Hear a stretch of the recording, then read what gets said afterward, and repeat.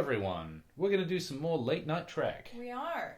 And today we're doing Next Generation, Season 3, Episode 13, Deja Q, which is one of Annalise's favourites. It is. And we'll get into that once we've started it off. So if you want to watch along, queue up your Netflix or your Blu-ray or whatever. Put the timestamp to 0. And press play at the sound of the now. Now. Is our Netflix cooperating? Looks to be so far. We have a rather fickle Netflix. We do. It has moods. Lovely little shot of the 2-foot model of the Enterprise D. So they made 3 actually. There was a gigantic 6-foot one that apparently was too heavy to carry, and so they rarely used it because it was such a massive job getting it to work. There was a tiny 2-foot one that was used for extreme wide shots, and then in season 3 they introduced a 4-foot model which was much more practical and like 2 people could move it. It also had a slightly different shape and it expanded the height of the main dish. The saucer section. So that they could include the 10 forward windows. Oh, cute! That's one of the main reasons they did that. Okay, alright.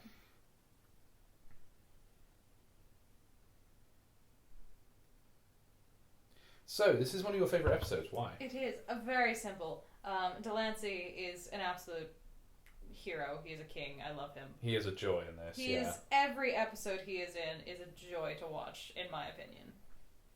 This is the species that likes having red arrows all over their sets. They do. But I kind of like their uniforms. Yeah, they're alright. They're very army chic.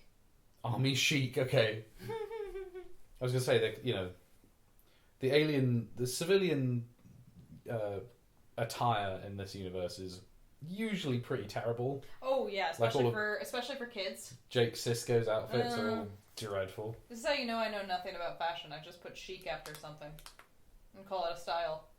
Oh, 47. There was a 47%. Oh, very nice. Very nice. Make it so.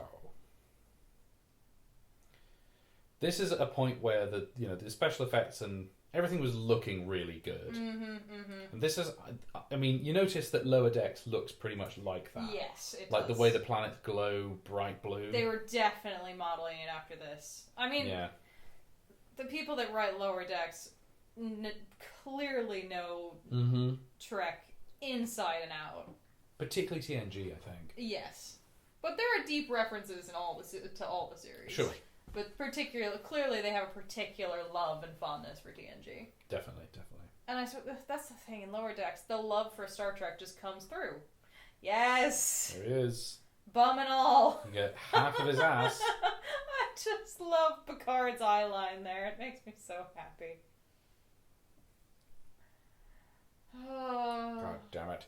So, the original script for this is kind of an interesting thing to note. Is the original script for this was basically a standard Q episode where he just shows up and just plays havoc for no reason. And they rewrote it into he's lost his powers and he has to actually confront the idea of being mortal. Which makes it much more interesting. Oh, significantly. I love... Because he actually has a great arc in this. And I love his relationships with all of the captains.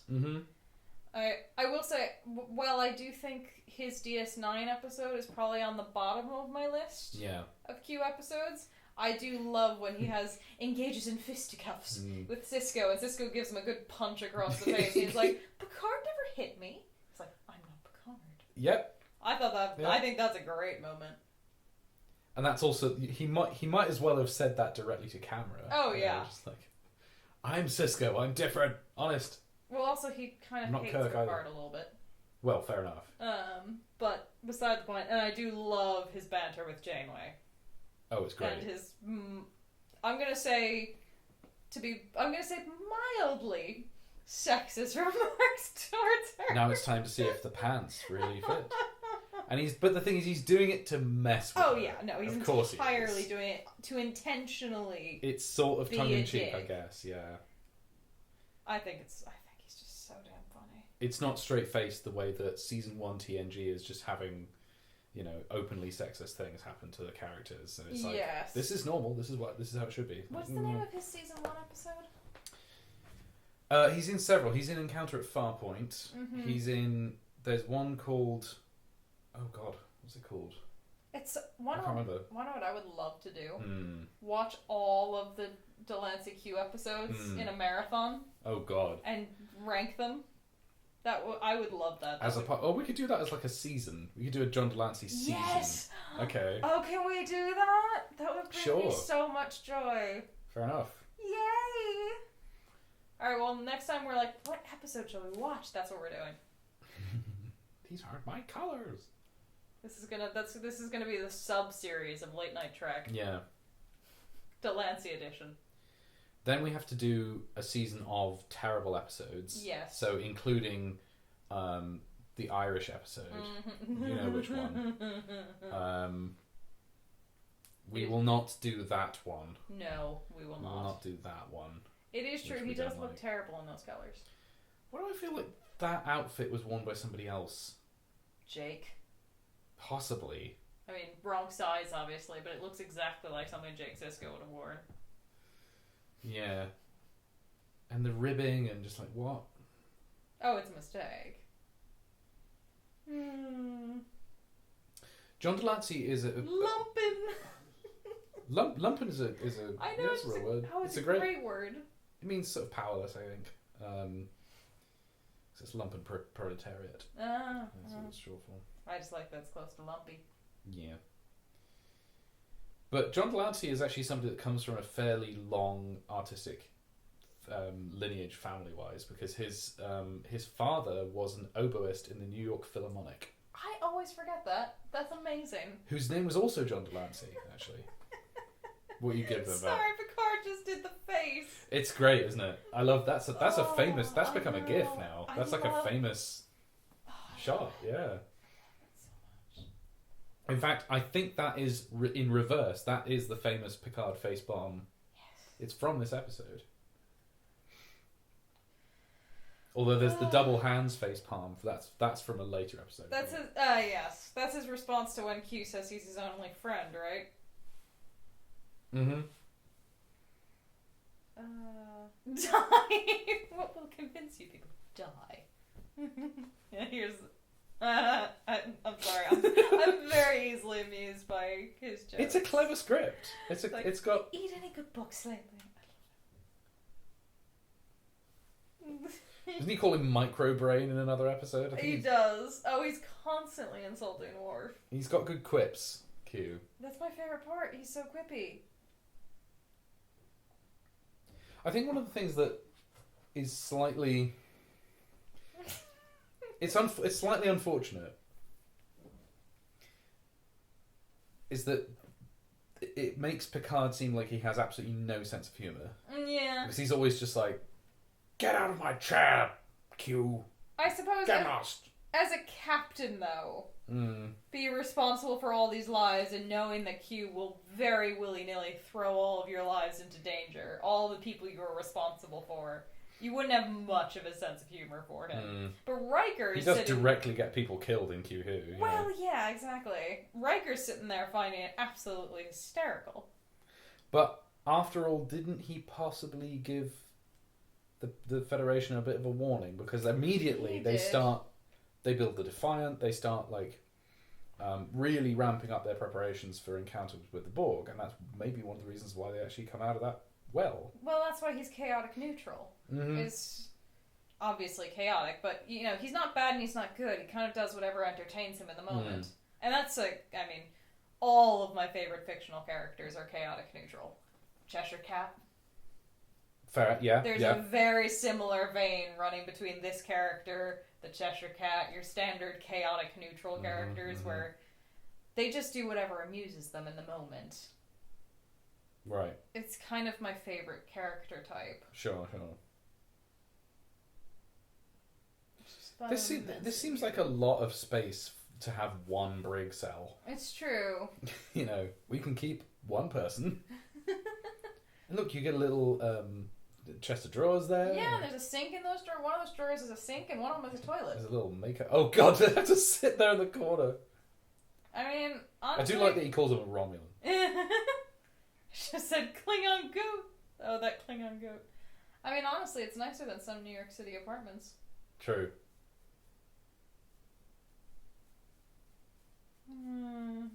Braille 4.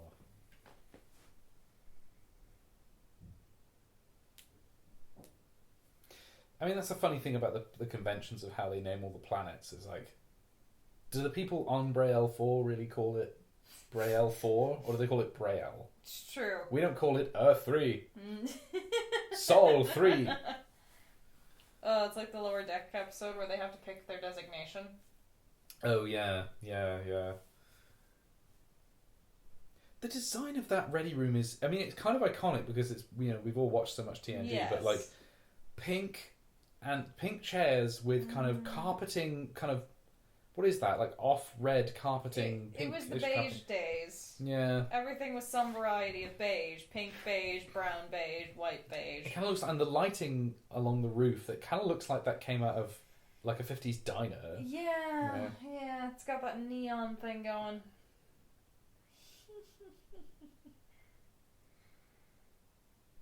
So yeah, the... Oh, I never noticed the waistbands. The light is making the waistbands like glow. It is. Oh, that's so. This is how they changed the uniforms in season 3, right? Because there used to be these jumpsuits that were apparently giving all the actors like back problems. No. So you remember the ones with the kind of the piping around the necks? Yes, indeed. Because those were one piece, and they weren't. I don't know if they were fit very well. Also, and they the ladies zipped up get at the trousers. Back. Yes. Wait, doesn't he have piping? They have piping, but they have a collar now. Okay. So they used to just come up right to the neck and then just have piping, right? So the ones that basically now they're a 2-piece thing, and they were much more comfortable. However, whenever Picard sat down, it crumpled it up. Mm-hmm. So he invented the Picard maneuver. Tuck. Yeah, where he like pulls his front down, so you get a flat. But I think Man in Chair is wearing an old uniform. Oh, possibly, yeah. Because he has the yellow piping around his shoulders. Mm-hmm.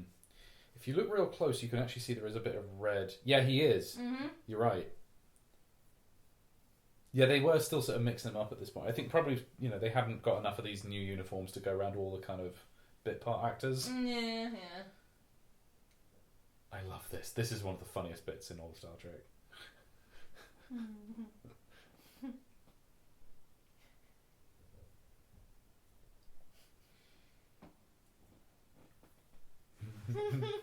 Me at my desk today.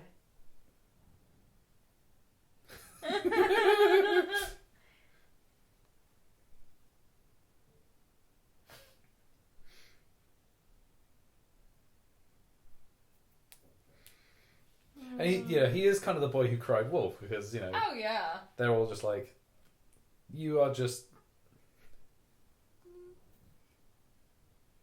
That is a great line. This is getting on my nerves now that I have them.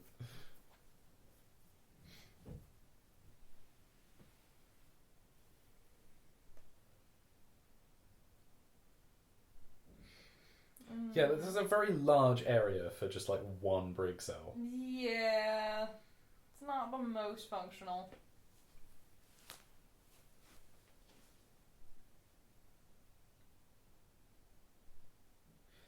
Yeah, Q episodes. I think this one is probably the best Q episode. Because later ones they had too much kind of... Although I quite like the one where... what's her name? Mariam Dabo's niece. Yes, is, and the puppies. Yes, the one where she discovers she's a Q. Mm-hmm. Since season 6, I think. I think this is probably my favorite TNG Q episode. Mm-hmm. But I will say, I think all of the, or at least, alright, I'll say the first 2 Voyager Q episodes are quite funny. They are, yeah. Both the one where the second Q shows up and the one where this Q is desperate to have a child. Mm-hmm. I think both of those are absolutely hysterical. They are very good, and actually they do offer quite a lot more kind of insight. Expansion of what it is like to be a Q and the continuum. There's a good moral discussion there of like, is it right to force somebody to be immortal? Yeah. Essentially. I like that. I can now stub my toe with the best of them. Yeah, that's a good one. Yeah, these were witty scripts. You know, they're good. Well, and Delancey is clearly. I mean, yeah. I refuse to believe he didn't have loads of say in the script and his quips, because everything he's in. He might have done, yeah. Well, everything he's in, he has this kind of quippy humor. Mm-hmm. I think people just knew to write for him well. I honestly don't know what he did outside of Star Trek before this. I know that now he's super, super famous for Discord. Yes. In your, what's it, My Little Pony. That would be the one, yes. And he's kind of embraced that, which is kind of wonderful. The thing is, he's the same character in that. Right. Chaotic neutral. Well, God of Chaos. Yes, okay. Literally omnipotent. Called Discord. Yeah. And literally omnipotent character, omnipotent alien of chaos. It's the same character. But I really like that he's kind of gone hard in on that, and he's like, all right, people really like my character in this, and people seem to like this show, so I'll he narrated a fan film about I've watched it. Or a fan mini film. Music video. No, I'm not the fan. Sorry, I meant I've watched the documentary that he narrated. Which has an animated section. Yes, that's what I mean. But it's like 5 minutes, so I don't know if it's a documentary or what it is, and it's musical, but it is funny. But it's the whole thing is like an hour and a half, and he narrates the whole thing. Oh, he did that one too, did he? Okay, no, there's a 5-minute musical. There's a 5-minute musical about it that's on YouTube that someone showed me. They showed me because they knew I loved Q, and they said, you have to watch this. It's basically Q animated. Yes, that is, and it's to the tune of Modern Major General, I think, isn't it? Yeah. Oh, it's so funny. But that's a section of the documentary. Oh, is that's actually in okay, it, yeah. All right. I don't actually know. Someone just showed it to you.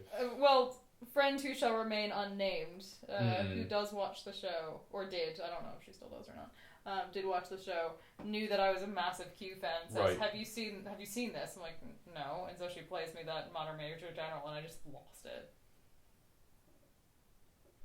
That's a nice line. I see that Starfleet shipped you back into exile. Like, welcome back to the show. The one in season 4 of TNG where he transports everything into Robin Hood land. Oh God! That's a super silly episode, but it's got some of the most amazing lines in it. Where Worf goes, "Captain, I protest. I am not a merry man." That's a great bit. I think it's fun. It's fun. I'll say some of his season 1 appearances are not my favorite on the list. The one with the pig people, where he's trying to recruit Riker, I think that's at the bottom of his pile. The thing is that's sort of a very much a TOS style of episode where it's Q's trying to prove a point, and he's doing all this to prove a point. Yes, of course. To Riker, which is that Riker, you can save all your friends if you just use your Q powers and use them any time. Off you go, bet you can't resist. Mm-hmm. He's kind of like a TOS villain in that way. Mm-hmm. He is very much, yeah. And then at the end, somebody gives a speech about like, we don't need your help. We will find our own destiny. Blah, blah, blah, blah, blah. Did he order like 10 chocolate sundaes here or something?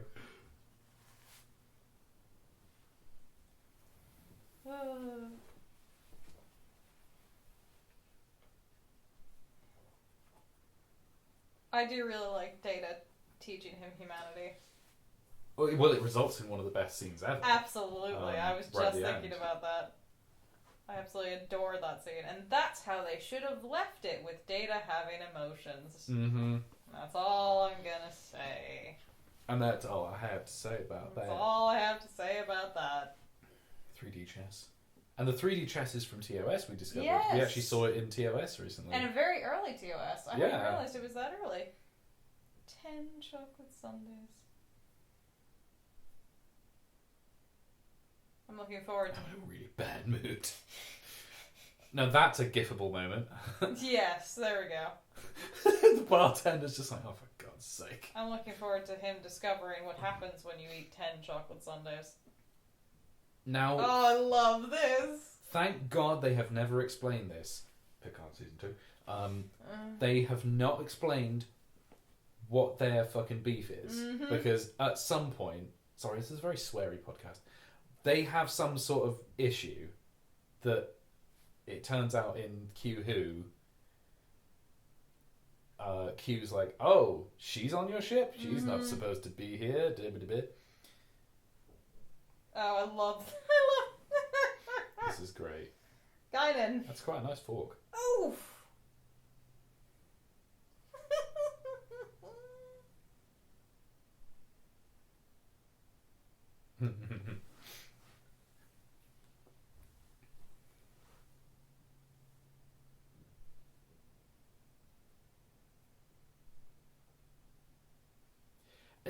I don't think you need to know what their thing is, though. No, I don't want clearly, to. They've got beef. They've had a previous run-in. They're both ancient. They both lived for like thousands of years. I mean,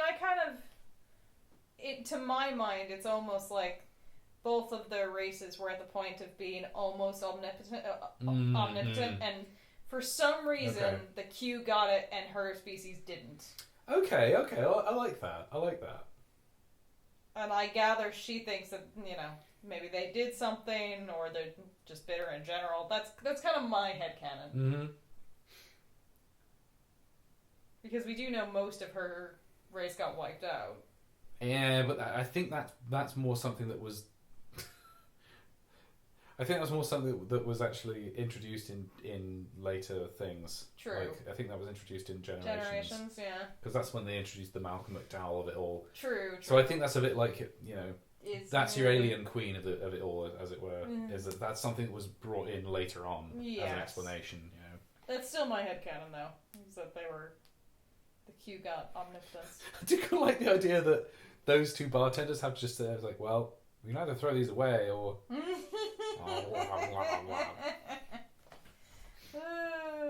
No, it's a Counselor Troy needed in 10 hours. Yes. Nice work. Thank you. Nice I thought work. that was good. I do kind of like the 10 forward set, how it's kind of got like beams and buttresses all over the walls and stuff, so you can kind of... Mm-hmm. Oh god, Calamarain. Is that...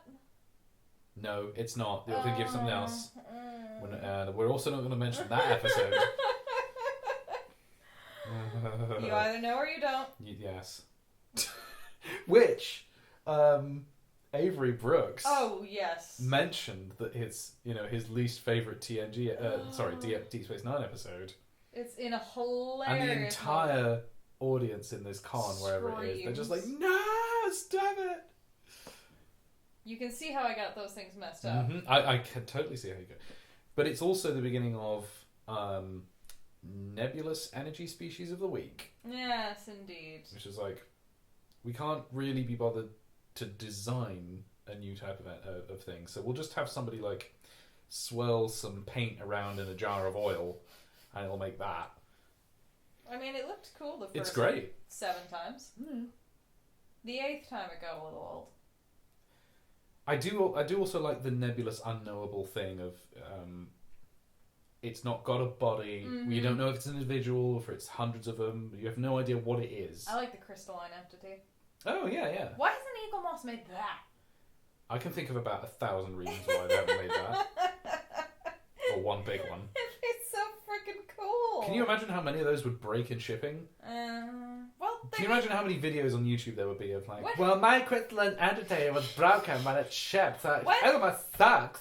When has concern of the ship breaking and shipping ever stopped them? Speaking as someone who has gotten Eagle Moss ships that had broken in shipping.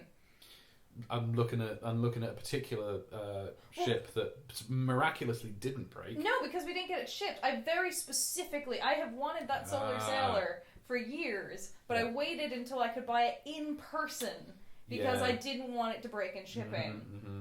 What did I have that broke in shipping? The Birds of Prey that I bought you. 2 of them broke. Yeah. They were a bit spindly. And I fixed them. Yes, and you can barely tell now. It's the concept of the thing. I know. I mean, also we have 100 Eagle Moss ships, and one of them has broken in shipping. That's true. But so I shouldn't complain too much. But still. I mean, I'm just amazed that they bothered to make any of them. I know, frankly. And I know I feel bad. I've been griping about Eagle Moss in the past 2 episodes by which I mean both episodes we've done so far. Well over 150 of these things, yeah. And I adore them. Yeah. I deeply, deeply adore them. They're beautiful. I just, you make fun of the things you love. Mm-hmm. Oh, no, Eagle Moss is wonderful. It really is. I have so many I can't actually keep them all out. My most recent purchase, my NX-01, is just beautiful. My XL NX-01. Yes, we've become sort of fairly staunch Enterprise apologists. I like to think I brought you around to Enterprise, because you liked it when you first showed it to me, but I really liked it. Yeah. And I loved the NX-01 before you did. It's grown on me, definitely. Anyway, so TNG. Yeah, we are watching TNG, aren't we? And one of my favourite episodes of that. Now, there was a lovely virtual Enterprise tour experience thing. It was called Stage 9 that you could go I've around. Seen that. And they'd done a really beautiful job. I mean, the lighting, it looked exactly like this. They'd gotten all of the lighting and the details, exactly perfect. And unfortunately, they were given a cease and desist notice by CBS, who were about to bring out their... it was mostly because they were about to bring out the licensed Bridge Crew game, which is very fun, I'm told. CBS, this is why no one invites you to their parties. I mean, I don't exactly know, but it's possible that it was not, it sort of went up, it may have gone beyond the realm of, it may have overstepped the fan fiction bounds. I'm sure it was That's copyright infringement. It's just, normally have fun things? Yeah, but normally they have like a provision for fan films that you're allowed to do fan stuff. But this was I think just a bit too close. I know, and I've seen the videos of it. They should have probably gotten a license. Yeah, it definitely. I'll say it probably crossed the line, but it's so good. It was a beautiful. I think the people that made it still have it. They just couldn't put any of it online. Yeah. Oh god, that would sting like hell, wouldn't it? Oh yeah. Especially, I think this was like a several year project. I had a little bit of fun with it. Yeah. I ran around the Enterprise. You could send some barrels out into space. I could, yeah. Shot people with the phaser a bit. Yeah, it's good. It's good. Oh, we got a shirt tuck. There you go. That was your one.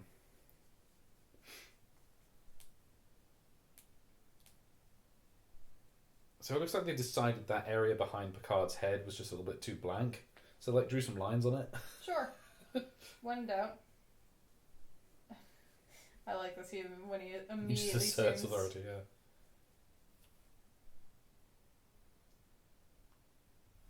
By about 1 billion times.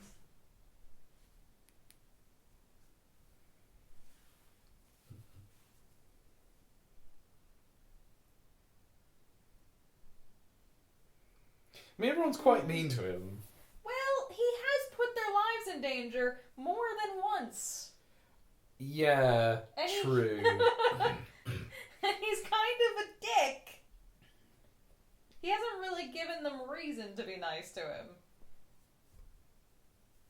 Don't get me wrong, I love him. I mean, I suppose if you're, the last time he was there, he got 14 or 15 people killed when that slice of the ship got taken out by the Borg. So, I mean, that said, I feel like they're being rather charitable. Yeah. So, John Delancey showed up. I'm just rewatching Stargate SG-1 at the moment. Mm-hmm. He showed up. He does a stint as an evil politician. Wait, he does? Yeah. Have I seen that one? No, he does several episodes. He's what season is that? Season 5, 6. Oh, I haven't seen that. He's like a recurring character through season 5 and 6. He's really good. He's very hateable, actually.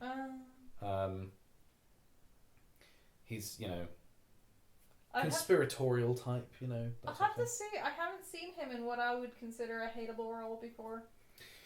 He's somewhat... I mean, I would say he's somewhat antagonistic. Actually, he's in season 1 of The West Wing as well. He's like a California fundraiser. I remember that. And he's somewhat antagonistic because it turns out he's dating a woman that one of the main cast is interested in. But that was funny. It was pretty funny. But he's sort of... he's played up as like a bloviating windbag in that.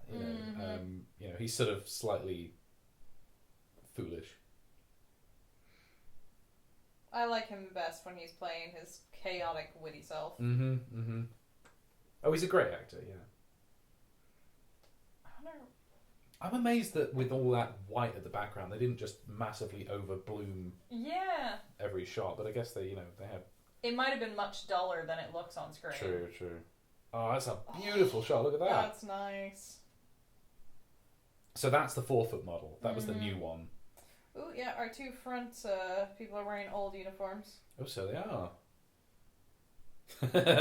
There's another example of the old... Now everyone shake around for a bit. Everyone do the shakes. That's the old turn down for Spock. I love that one. So, according to the Delta Flyers podcast, one of the things that the directors of the early seasons of Voyager were always giving direction to the actors on the bridge whenever there's a battle scene. It's just like, you guys are not shaking right. You need to shake better. So they were trying to teach them how to shake as if the ship was getting... So it's like, the problem is you're going this direction, you're going that direction. So it doesn't look like the ship has been hit from one direction. What you need to do is all of you need to fling yourselves the one way at the same time, so that it looks like, oh, the ship got hit this way. You know. Now everyone flying into that wall. Some of the ones in Wrath of Khan are amazing. You have like cadets just going, yeah, just straight past the camera. They're doing like leapfrog across the screen. What's the one that happened in season 1 where they're like, the first grade is gone? Oh, you mean Lower Decks, yeah. Oh yeah, sorry, I'm going back to Lower Decks. It's the kindergarten. It's been vented to space. Oh, it's so freaking good. It's a simulation, everyone. They didn't actually vent the kindergarten to space. Well, also, it's an animated show. Yeah. About a spaceship. Mocking another show about a spaceship. I think it's okay. I do love all the kind of detail of showing, because they really had to do that. They sort of had to wire up a little, series of LEDs in a timer of some sort and get them to... Have we seen Q in Lower Decks yet? Yes. He's definitely turned up once or twice. Yes, I just can't remember it for the life of me, which is surprising. I think it may have been little cutaway gags or whatever. Okay. Yeah. Stop saying calamari. I know, it's really annoying. It's too close. Stop. We need our beakers of blue and red liquid over there. That's a real nice matte painting. I have to say, I wonder who got that. Yeah. Because that's a prop. Somebody has that, I'm sure of it. They must have auctioned it. Think how nice that would look over our TV. Although it does look a little bit, oh god, when were black lights really a thing? Am I thinking like 60s, 70s? So yeah, okay, so around there, yeah. Forgive me, I'm showing my ignorance, but it does kind of have that blacklight mini golf vibe to it. It looks like a pinball machine painting. Maybe. You'd think that Picard would decorate his office a lot more. You'd think he'd have, like, I don't know, a copy of the Rosetta Stone there or something, something archaeological. Yeah. I think Janeway has my favourite ready room.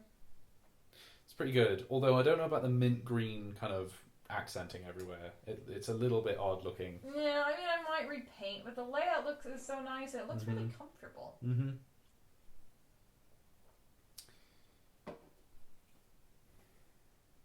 This is more kind of business-like workman Picard. Like, yes. I've got a job to do. I'm officious. Yes. Unfortunately, that's something that in the new series, which have Picard's.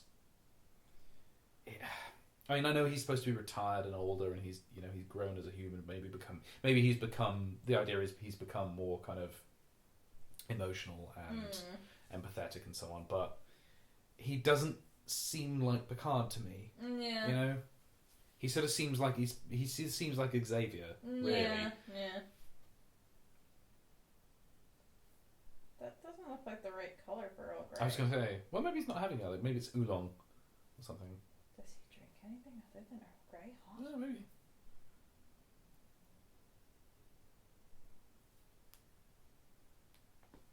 Oh, poor Data.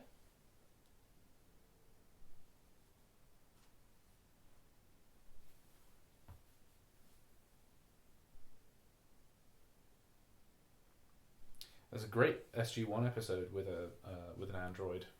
Oh. That I just watched last night. It was really, really good. An android in SG-1? That just doesn't seem to fit.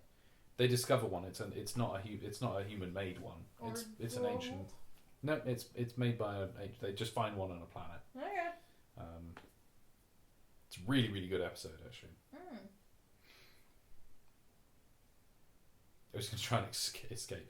Now, Shuttle Bay.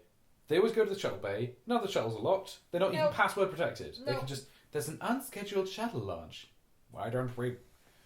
Mr. Riker... Why don't we at least chain these things to the wall or something? Or have, like, a key or something. Yeah. An access code. It would be simple to set up a thing where, like, okay, you have to put in a keypad... a key code to get the thing to launch. Access denied.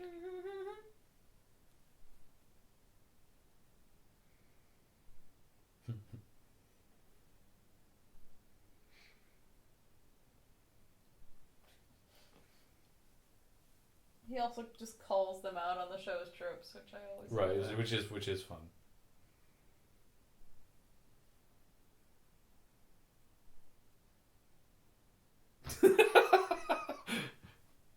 He sells all of the funny lines really well. Oh, yeah. Oh, death of a coward then, so be it, whatever. Good Riker hair. Oh, yeah. Well, we're still in peak. Those shuttles just look like they have just a big butt. They just look a butt. They're thick.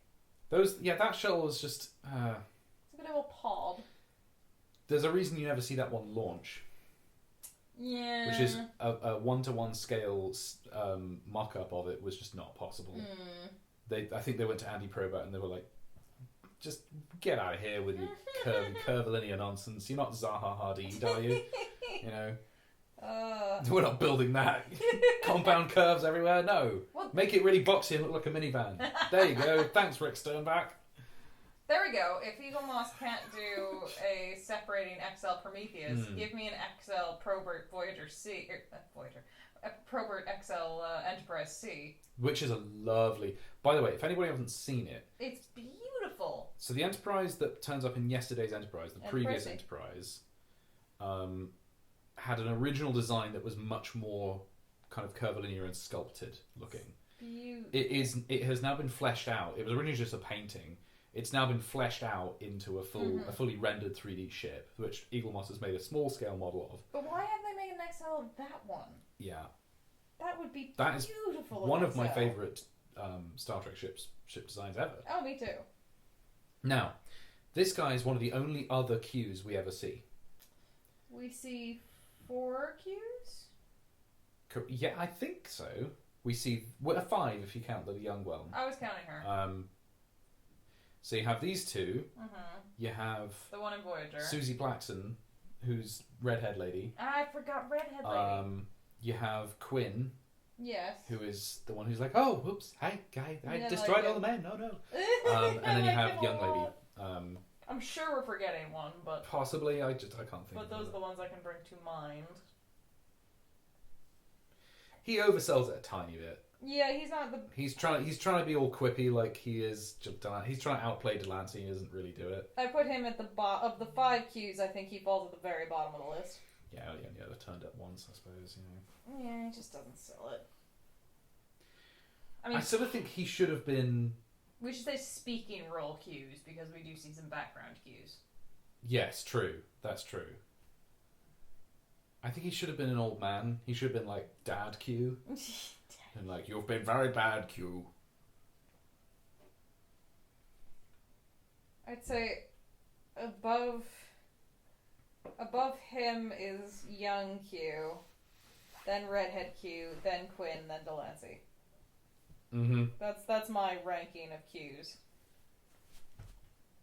And there's quite a big gap between him and young Q. He's so overplaying. He's like, I've got to... It's gonna be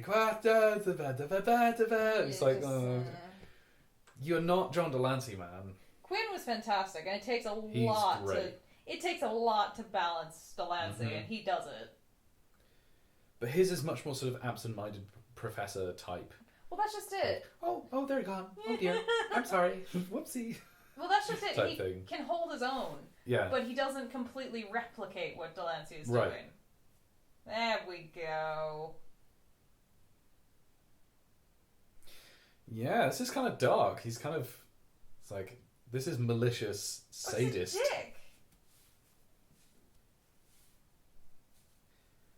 I'm going to put you inside a mirror, and then one of the others I'm going to put you throw you out of the center of a star, or whatever it is that David Tennant does in that one episode. Yes.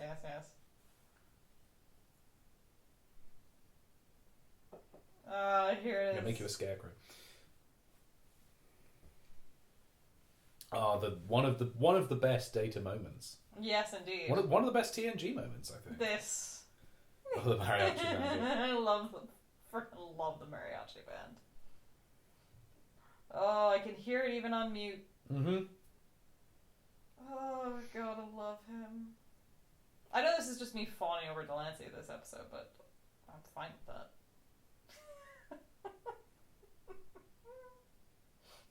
Looks like he's even doing the right embouchure for a trumpet as well. Oh, he's the son of a professional musician. It's true. Swell. Apparently he really hated saying omnipotent because there's quite a lot of bloopers of him getting wrong. Oh my! That is a lot of side boob. It's a lot. It's a lot for pre-Watershed. I mean, it's not as bad as that one Ferengi episode. When I have a hard time even calling that. Lita? No, there's another one. There's another one where they're... Oh, God, I can't remember it for the life of me. I'll come back to it at some point. I want to enjoy this. This is far too... Oh, no, Worf, I'm sorry. It's like, oh... Worf wanted to get some action there. I do love Riker's line, I don't need your fantasy women. It's true, he doesn't. Except for that time he did. Oh, yeah. They made fun of that on Red Letter Media. Commander Tomalak is like, we scanned your brain, you love this woman. Very good, very good. You had passionate sexual intercourse. Here.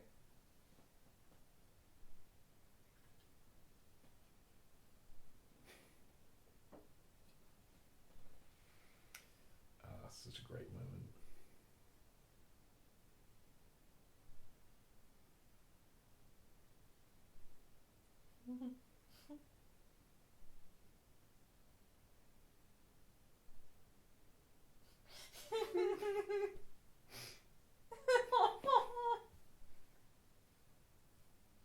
Riker's face.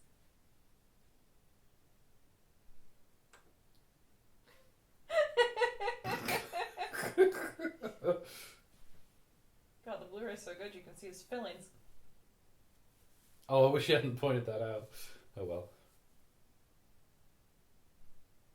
Oh, it could be cybernetic implants. That right there was just genius. Oh, the way he comes down off it, it's he's so good. No. That was a little acting masterclass there. Oh yeah. There's quite a few of those in TNG. Oh yeah.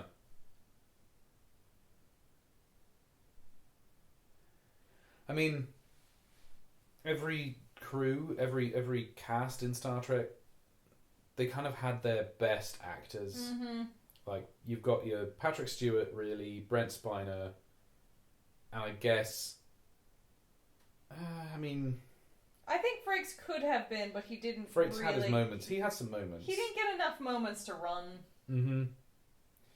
With Deep Space Nine, it's Colin Meaney. Mm-hmm. It's O'Brien and Garrick. Yeah, obviously. Yeah. Odo is amazing. Yeah. So it's really those three are the most Sisko interesting does actors. get some good moments. He does, but he's a little bit he's a little bit uncontrolled at certain points. Like he goes off the rails a little bit. And the character is a little bit insane anyway. Well, I think those are the You moments... betrayed your uniform! I think that's what I mean. Those are the moments he kind of shines, though, is when his character goes off the rails. So you've not even seen the best one. Excellent. There's an absolutely, Far Beyond the Stars is heartbreakingly good. It's absolutely wonderful. Oh, I love that one. That one is a treat and a half. It is. That is. That I find that one very watchable. Oh, I can always stick that one on. All right. Shall we call it here? I Indeed. think we're at the end, and episode Netflix 2 of wants Late Night Trek and episode 1 of the Delancey series. There we are. All right. Thanks for listening, everyone. We will be back again another time. Indeed. Night. Bye bye.